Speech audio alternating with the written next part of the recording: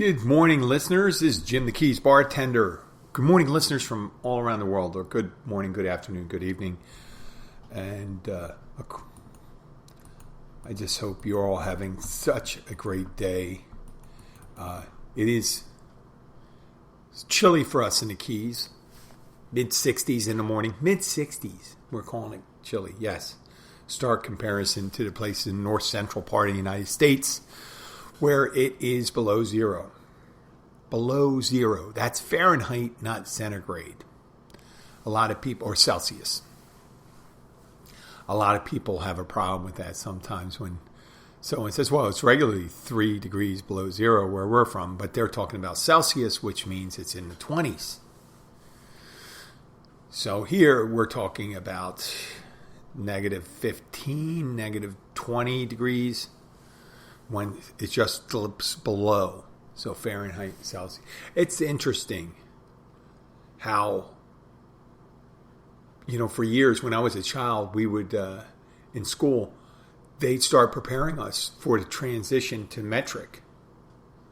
I remember 2nd and 3rd grade, they say, hey, listen, this is going to happen, this is going to happen. It never happened. It never happened.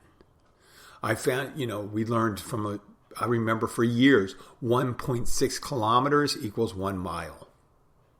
2.5 centimeters equal 1 inch, I think. And the Celsius and Fahrenheit and all that. I don't know why temperatures need to be on a metric system. It is what it is. I mean, why wouldn't you have the same thing? A thermometer's a thermometer. So, I guess the metric system, when it comes to distance and weight measurements, make a lot of sense. The base 10 system, simplifying things. Speaking about simplifying things, there's sometimes situations that are hard to simplify or hard to rationalize. Hard to rationalize some of these issues. So we'll talk about that in a moment. At first, I want to send a well wishes to my good friend from northwestern Pennsylvania. Jesus. I'm from Pennsylvania. I should have known. Northeastern Pennsylvania is different. Northwestern Pennsylvania, Desiree. And she's going through some tribulation right now, but she is strong and smart and beautiful, and we hope that she stays strong and know that we're thinking about her and hoping that she gets well so we can see her down here. She and Jen and Brian, we hope everyone is well and becomes well in 2022.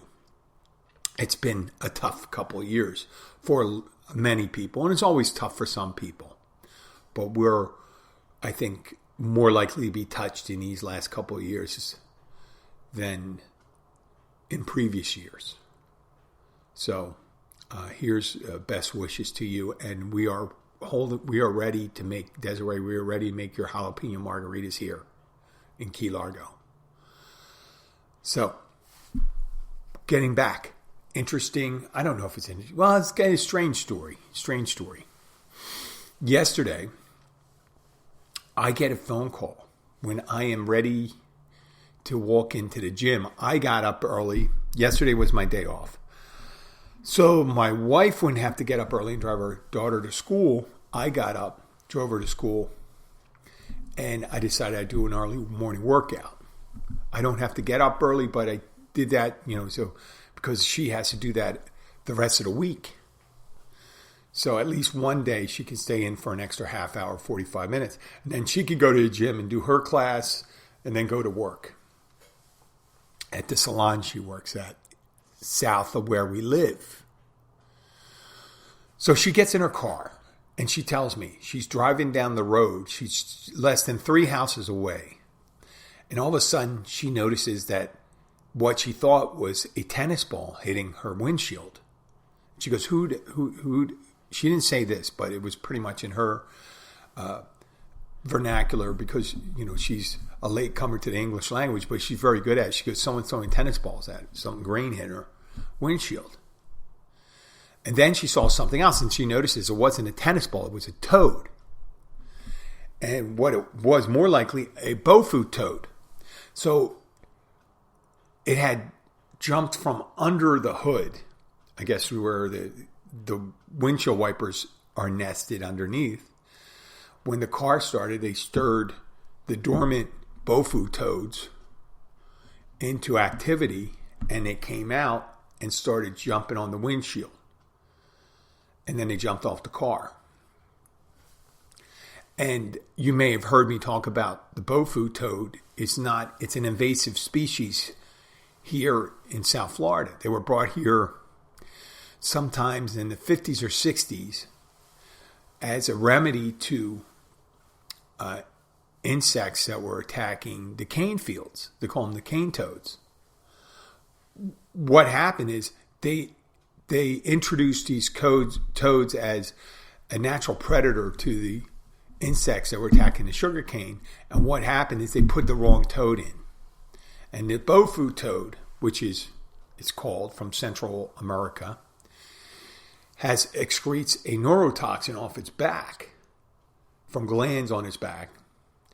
And it's deadly to smaller animals, dogs and things like that, and could make a human sick. I guess if you ingest enough of it, could kill a human.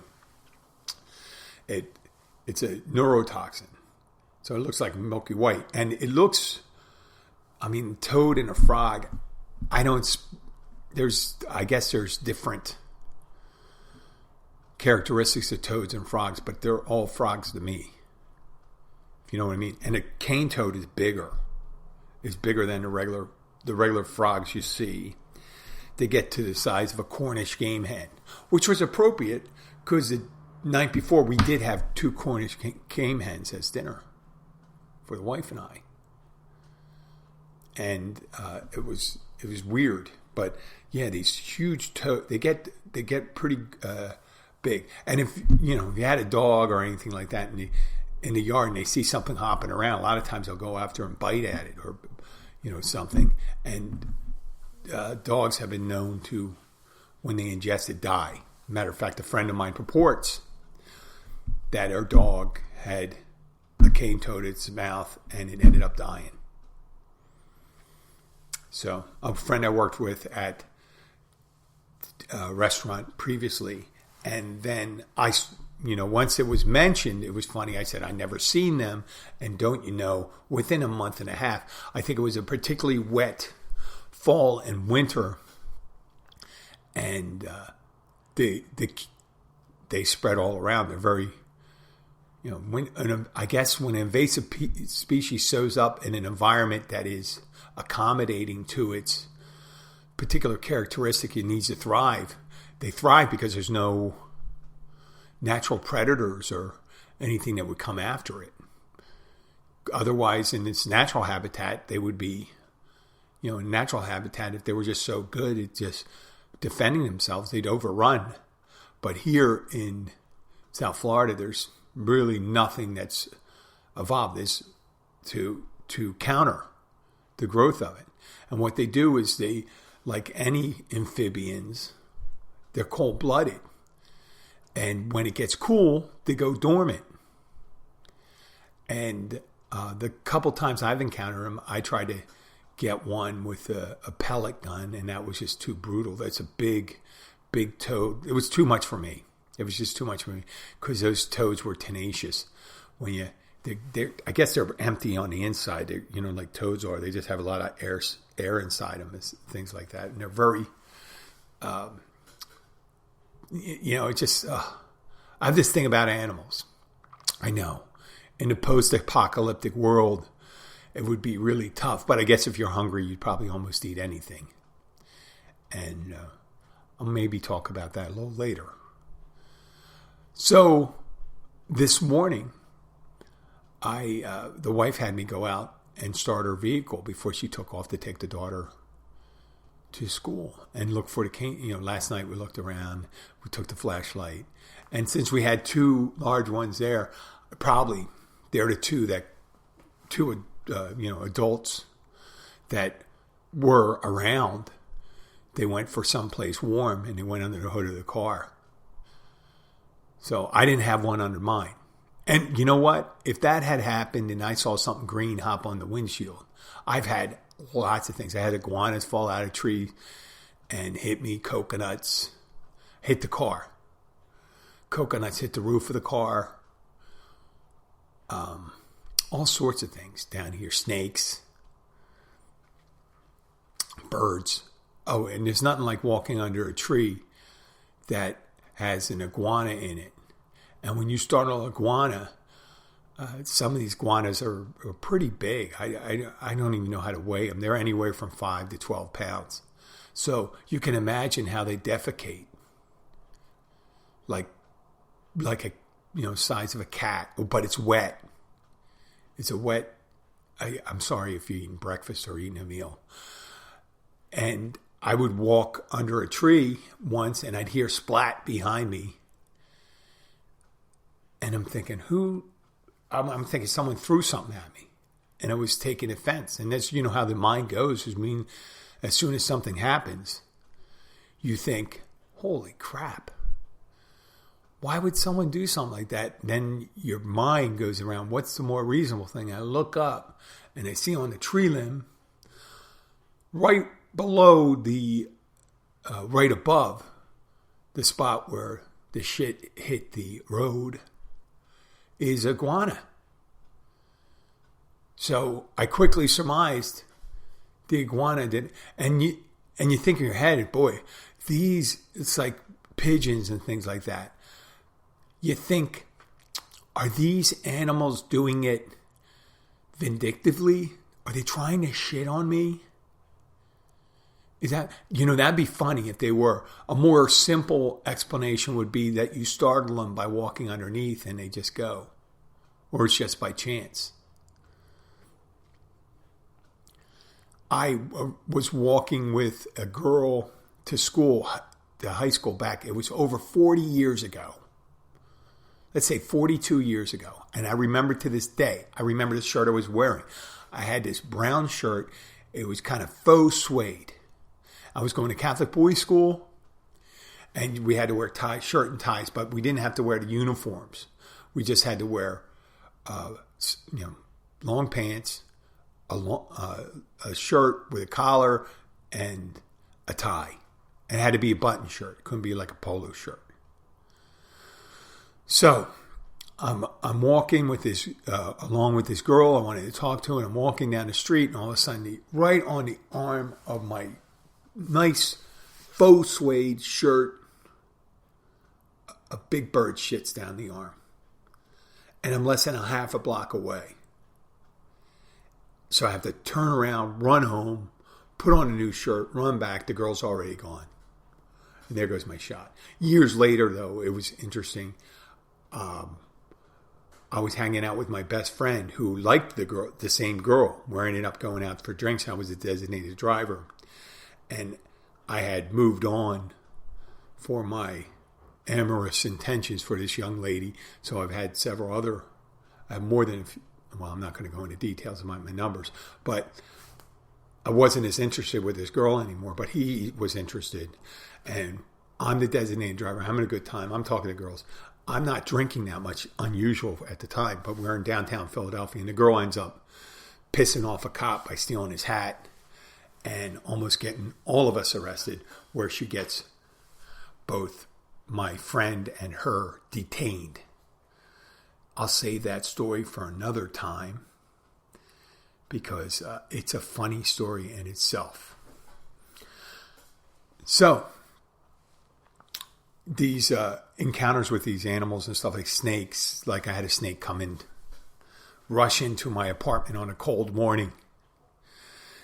I don't know where the hell it was coming from. If it was so cold, it should have been dormant. But I opened the door. I had a trash bag in my hand. I had my cell phone and a cup of coffee and was getting ready to go to the gym. So I'm holding this stuff. I'm ready to drop the trash bag off. And all of a sudden, don't you know, a snake starts slithering, a racer snake, I think it's called. And all I thought is, no, you are not. I am not going to sleep with a snake in my apartment. Now, I don't have a problem. As bigger problems, once I realize something's a snake, I don't really have a problem with a snake. But I don't like sleeping with one. that's loose. And I hear about that, so, oh, don't worry, those snakes, they'll stay. Yeah, but, when it gets cold, they'll get in the bed, get under the blankets, but more likely they're hiding under appliances like a refrigerator that's warm. And it's more likely to stay there. And they're good to have if you have a rodent problem. But I didn't have a rodent problem or an insect problem. I guess these little racer snakes, they ate these palmetto bugs. And if you're not familiar with palmetto bugs, they're, I want to say swallow-sized flying cockroaches. But they're not swallows. Sometimes they get as big as the mouse you use for your laptop. Near size, or a smaller mouse. The mouse pointer I'm talking about. And they're big. They're just big cockroaches. And they're easy to control. That's the nice thing about it. They're not as prolific as the German one. Those little tiny ones, if you get those little tiny ones down here, you are screwed. You got to get an exterminator for that. But for palmetto bugs, you can control them with the little roach motels. I know the little roach motels, they still get in there, right? And it controls them. And they come up through the septic systems and things like that. So another interesting encounter with the flora and fauna down here. And I know that up north in all these different places, you have different things. Bears and wolves and coyotes, mountain lions, panthers. I didn't realize this woman, I just saw a news story in Orlando, took place in Orlando. Lady was attacked by a black bear. And I'm thinking, Jesus Christ, another goddamn predator. We got alligators and crocodiles. Yes, we have crocodiles down here. Sharks. Pythons now, Burmese pythons. So we got some interesting predators here too. But yeah, there's nothing like that to wake you up in the morning. Lastly, I didn't really talk about too much about... there's my coffee maker going off. Take a big sip of coffee.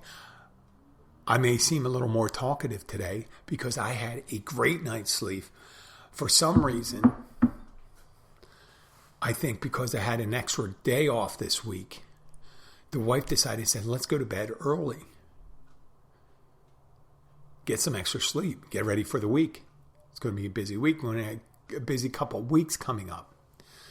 In about 2 weeks, we have her nephew coming from Poland, Bartek. And then a couple of weeks like that, a friend of ours, Justina, who's a flight attendant and actress in Poland, will be coming in. And she's coming during a very busy time, right after Valentine's Day. So we're going to have to figure out how to balance our schedules and things like that so we can share some time with her. But and then with Valentine's Day and it's season, so that extra sleep, it's not like you can bank sleep, right? You can't bank it, but it does help. At least for me, I am speaking for myself.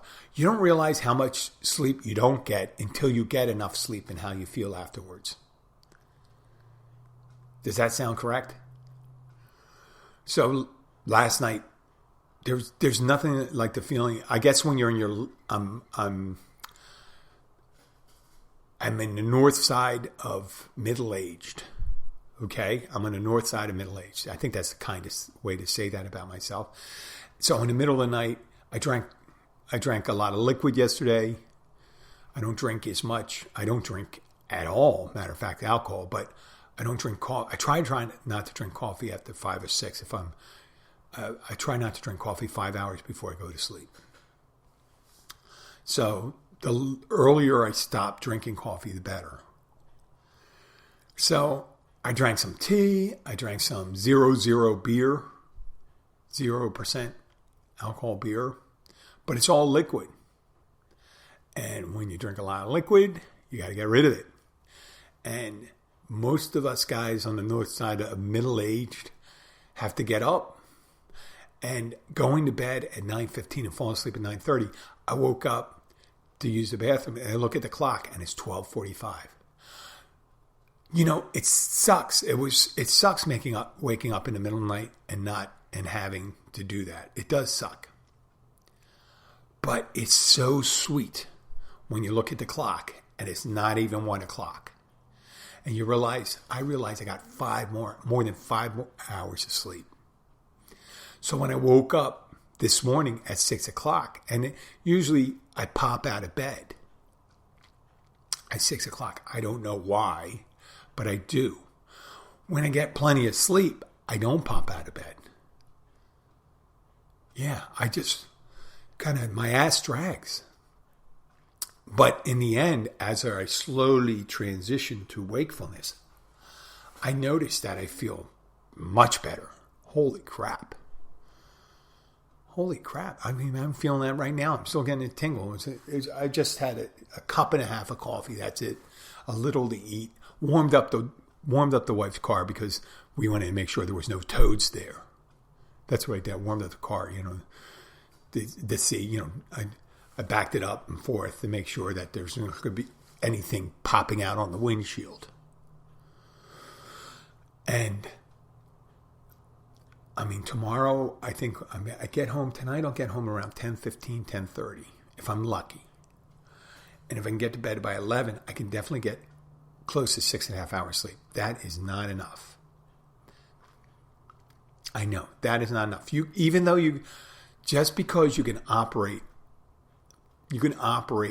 doing these things, doesn't mean you can. You should. Doesn't mean saying just because you can doesn't mean that you should. That's what I wanted to say. So optimum, I wanted to take care of it. So, and the last thing I wanted to say that was kind of selfish.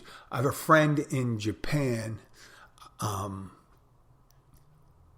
I'm pretty sure it's a woman, because it purports to be a woman. It sends pictures of it. Nami, I do appreciate, and it's a friend. She hasn't dedicated any amorous attentions. She did ask if I have a good retirement. I think they might be using a translating app. And unusual to any other, like I said in previous episode, catfishing and all that stuff. This seems to be because whenever there's they have either pictures at hand or not, but it's always of the same person. And I explained that was an older man here in the United States and that I was married happily, that I was not looking for a romantic connection. They wanted to be friends. And I said, you know what? I have no problems with friendships. And this person just seems to want to talk with someone around the world. But I just don't really understand. I guess maybe they're not looking for, if it's real, they're not looking for a romantic connection either, because they're continuing the conversation. And I explained to her that I am not a wealthy gentleman. I won't be making any trip to Tokyo shortly. I would like to make a trip to Tokyo just to see it and, obviously visit. I'd have tea with my friend, Nami. But it's unlikely that to happen because my travel card is filled with going to Europe right now because Abby's family's from Europe and that's where we go. That's where I spend my travel dollar right now. I mean, if that changes and I have excess income, I would certainly like to go to places in the Far East. I would like to go to India. I would love to go to Africa. I would love to go to Japan, China, Vietnam, Australia. Go to Australia. I don't think that's called it's Australasia, I guess it's called, or Polynesia. I would like to go to Polynesia and things like that. But right now, my travel dollar is dedicated to that. And right now, it looks like Nami's having some type of girls' night out, and she has her beautiful friend. And I didn't ask her if I could post a picture of her and her friend, so I'm not going to post a picture of her friend on the thing because I didn't ask her. But I don't think it's a problem mentioning her name because it's just a first name. It's the city of Tokyo. There's 20 million people in Tokyo. And I currently have zero listeners in Japan. 0 listeners in Japan. Now, if she gets upset right now and starts treating me differently, and I don't see any demographics that have listeners in Japan, then I know that this person is not who they purport to be. And that'll solve 2 things in one thing. Or maybe they'll stop talking. See, what happens is they keep stock photos nearby. They'll get a group of all the same. And supposedly everyone I get contacted by from Asia, catfished by someone in Asia, has a health and beauty company they work for. Now, they're always beautiful young women. They're beautiful young women. They could be in their late 20s, early 30s. I don't know. The pictures are beautiful young women. Let me say that clearly, because there's no reason if someone's texting you to believe that they are that person. It could be some guy in Indonesia or Malaysia or India. And who would be better than a catfisher guy than a guy? Because they know what they like and they think they know what you like. Because, of course, men are all the same every place you go. That's what they think. So, I don't think whoever's listening, it's funny, they don't really know what a podcast is or don't care what a podcast is because their motive may be something different. They could be playing the long game. The long game in catfishing on these things is eventually saying, we'll be saying, would you like to invest in cryptocurrency or my healthcare company? Or I'm thinking about coming to Miami, but I'm short on cash right now. That'll be something like that. And they're hoping that a desperate, older, lonely, or horny man would send money. I have not. I haven't been at this age at any time in my life because obviously at the current moment I'm the oldest I've ever been. And I've never done it previously. So I've not broken the seal there. So I don't think I'm about to do that. I think I reinforced that. But I'm going to play this out and see how long it goes. We can still have a conversation. It seems to be congenial and there's nothing untoward and I don't have to hide I tell Abby about it so she knows I'm doing that. I'm texting someone and it hasn't gotten weird yet. When it does get weird, I'll show them and say, it got weird. And hopefully I'll say, I'll let, whatever. If it gets really weird, I'll just have to cut it off. Who knows? Because why would you risk anything? You get in trouble. That would be like it's funny. My wife's name's Dear Abby, and this would be a Dear Abby thing. My husband is in this funny thing. He thinks it's funny. He's conducting this thing with this beautiful woman in Japan and stuff like that. And he says it's not a beautiful woman. He says that it's a man in Malaysia pretending to be a beautiful woman in Japan. Blah, blah, blah. That is definitely a Dear Abby note. What should I do? And then whoever's Dear Abby now says, well, you should tell your husband to cut it off. If he loves you, you should be enough for him. She says, no, they didn't tell the whole story. You did not tell the whole story. I use it in my podcast. So that's material. That is material. So thank you. And it's material in 2 ways. It's material to the argument, and it's material that I use in creating the podcast. Material as a legal term. Yes. I'm not stupid, okay? Well, maybe I am. Because people that think they're smart get in trouble all the time by thinking that they're smart and they're really stupid. But this morning, watching news, moving on. I wanted to talk about, it's not about leaf blowing, but I'm going to use a leaf blowing metaphor. When people use leaf blowers to remove dust and leaves and grass cuttings for their lawn, unless they sweep it up or suck it up or bag it up, all they're doing is moving the leaves and the dust and the cuttings around. Either they're moving it onto their neighbor's lawn or into a pile in some area, which not necessarily materially wrong, but leaf blowers are a cause of pollutants, ground air pollutants, because it creates dust and things like that, particularly people actually breathe in. So what I do, I know people say, don't be holier than thou, Jim. What do you do? And I say, well, I use a mulching mower, and when I trim my lawn and stuff like that, I use electric there. And I know electric could be generated by coal, so that could be just as dirty. But I'm not using a two-stroke engine, which is one of the most pollutant engines that you could use that puts up the most pollutants. But that's not the point of the conversation. I was using a metaphor. So I sweep the leaves and the cuttings and the dust back on the lawn.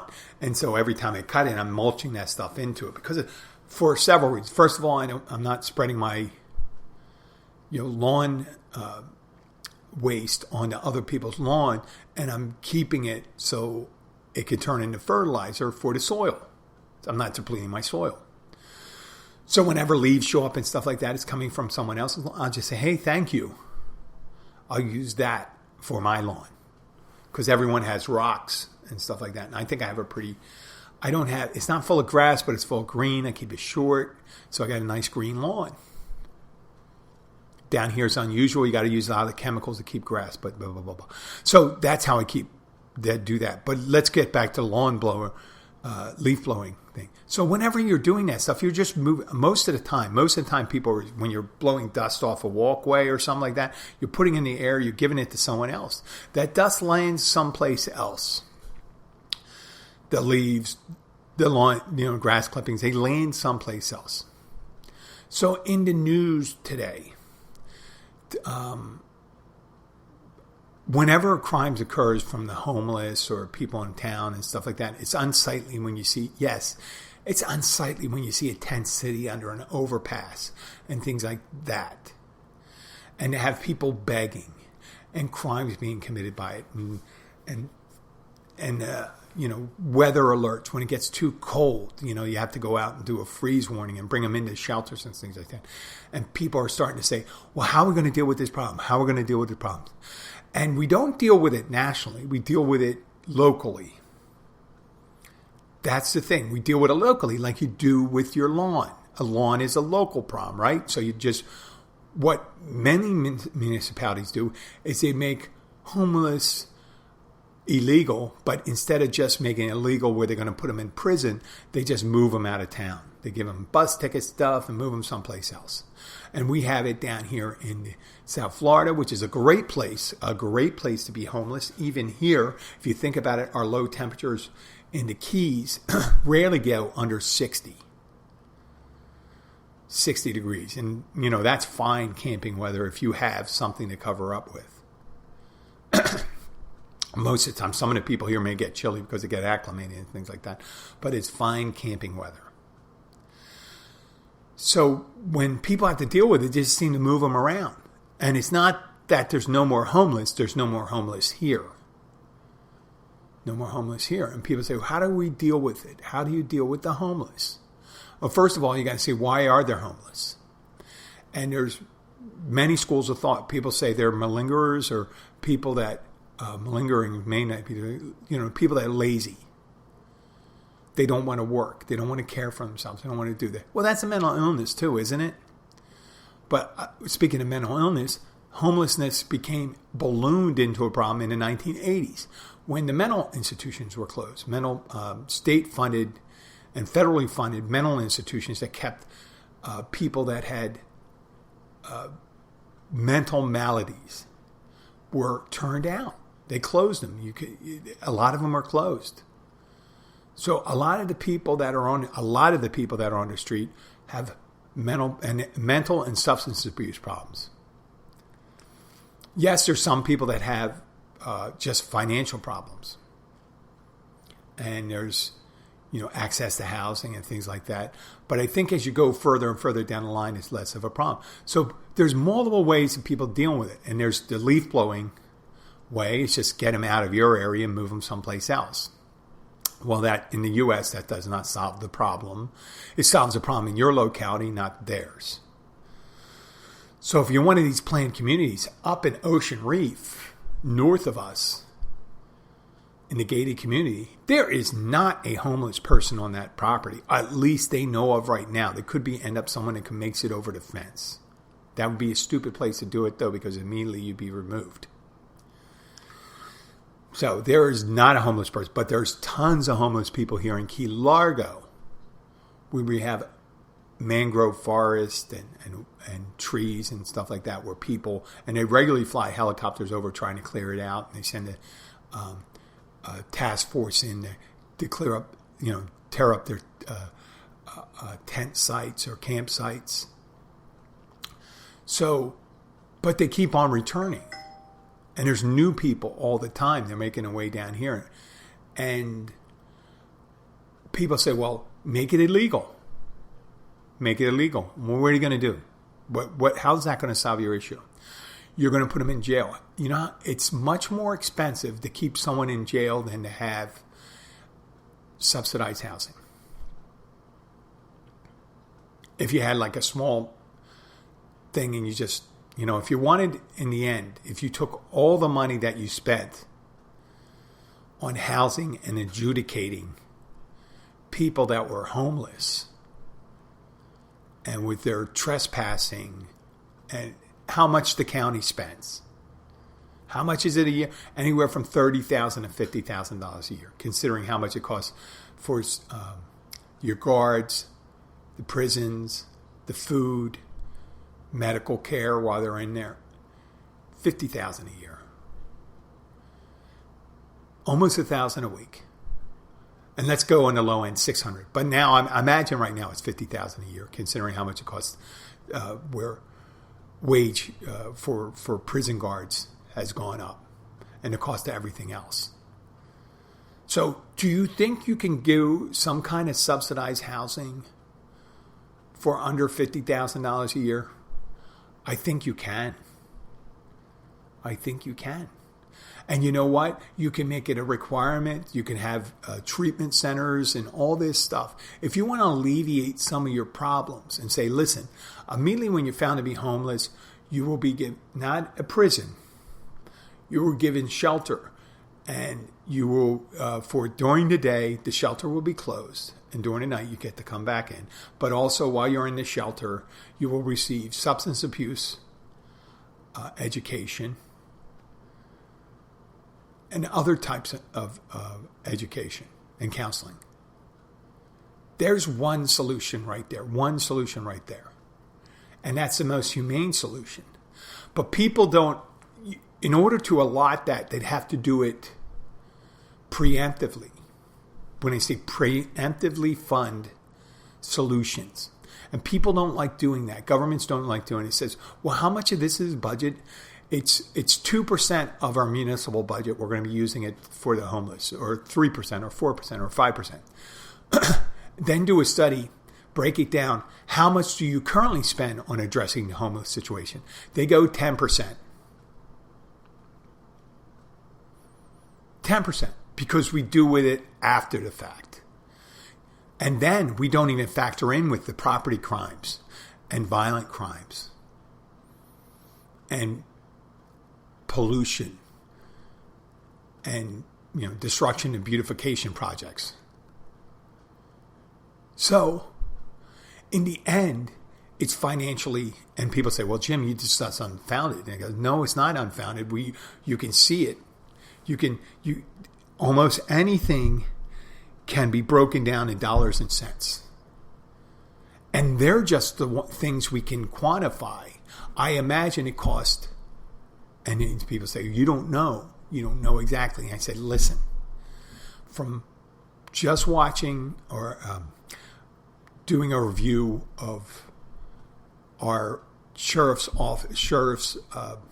arrest report, where they have pictures, you see the percentages of people that have streets of Key Largo, streets of Key West, streets of Marathon.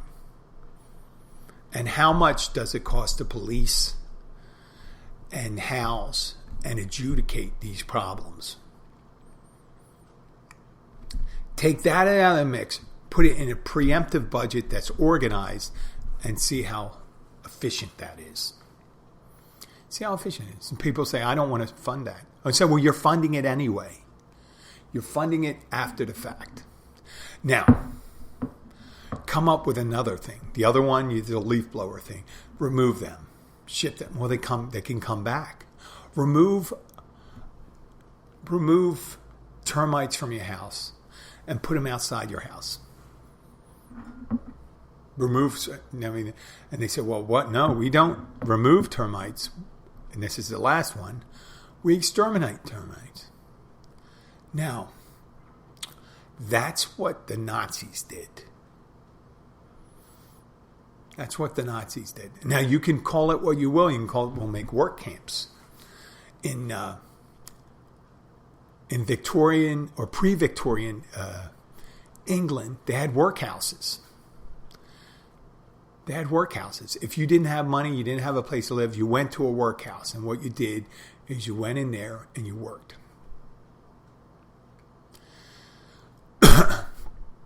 And they fed you gruel or whatever they fed you, and you were housed, and that's what you did. And some people out there think that's a suitable way to treat people. Knowing that some of those people, a lot of those people that went to workhouses were mentally ill. They had a problem. They had a substance abuse problem and things like that. And it could very well, there's people of all different economic backgrounds, ethnic backgrounds that end up having issues with substances or mental health. And that's probably the kindest solution. The kindest solution is these concentration camp / workhouse solution. And the most extreme one, when you get to most extreme people, would say, well, you're going to give you 3 chances, like probably something similar to the president of the Philippines we're going to give you 3 chances. Your third chance is the last, and then you're done. What do you mean when you're done? Well, you're just not a member of society anymore. What do you mean you're not a member? Well, you're no more. We will remove you. Not in prison. That would be that's too kind. We eliminate you. That, if you explain that directly to people, that's how they eased in with they called it the final solution. During World War II, people had an issue, said, well, first we'll remove them from the area. We'll take them out of our society. And we'll move them into ghettos, different areas, and concentrate them. Right? And then we'll try to create work for them. We'll try to get some economic return out of them. Then finally, when we realize the economic return isn't that great, the final solution. That's why they call it the final solution, because there's no other thing to do after that. Is they exterminate them. I mean, it's unthinkable, right? Well, why don't we try to alleviate? We're always going to have an issue. We're going to have an issue, but we can alleviate the numbers. We can remove the people. When we say remove, we treat the people that are mentally ill. We treat the people that have substance use problems. We help the people that have not enough income to provide for their family, but they're working, and assist them. And then, yes, there'll be some people that don't want to work. There's some people that don't want to work. But if we are able to alleviate 80% of the issue, imagine having 1/5 the problem, 1/5 that we had before, and say, this guy just likes living in a tent in the woods. That's it. And then we live with it. We've been living with 100%. Why can we live with only 20% of it? by treating the other things that could be more proactive. And those people become contributing members of society in a healthy way. Not in a way you have to be ashamed of, like a workhouse, in a way where they can be proud of themselves. I'm working, I'm getting clean, I'm working towards mental health. That's a healthier society, more productive society. That's making the country better. I don't want to use the G word for that because someone already screwed that up. But making the country better, isn't that a worthy goal? Where if you heard the term prior in history and on the show, a rising tide raises all ships. So when things are going poorly in this country, when the economy's going south, why don't we address those sick parts of society when we have the opportunity to say, boy, we're not doing so well right now. It's getting worse and worse. You know why? Because when it's going really well, we ignore those problems more because everyone's doing, a majority of people doing well. And we ignore that homeless problem, drug problem, crime problem. Why not, when we have an issue with everything, say, listen, we're going to get well. Let's get well together. Well, this is Jim the Keys Bartender. I'd like to thank everyone for listening from all over the place. All over the place. Wherever we have listeners. In Pennsylvania, Florida, New York, Connecticut, Rhode Island, Georgia, Alabama, Mississippi, Colorado, California. Not so much in the northwestern thing. We used to have Alaska, Ketchikan, Alaska. Where have you been? Internationally, thank you again, internationally. Our big countries right now, India, Taiwan, my little UK, little Germany, Russia, Ukraine. Thank you, Ukraine. Stay strong. We're wishing everyone well and make it through the winter here in the northern hemisphere, in the southern hemisphere. Don't have any listeners in Australia, but I wish them well too. I hope you're getting into the summer. I hope you don't have any big fires there anymore. Maybe that's all cleared out right now because of the big fires we had 2 years ago there. This is Jim the Keys Bartender. It went a little longer than I normally do, but thank you very much. Here's some music to send you off.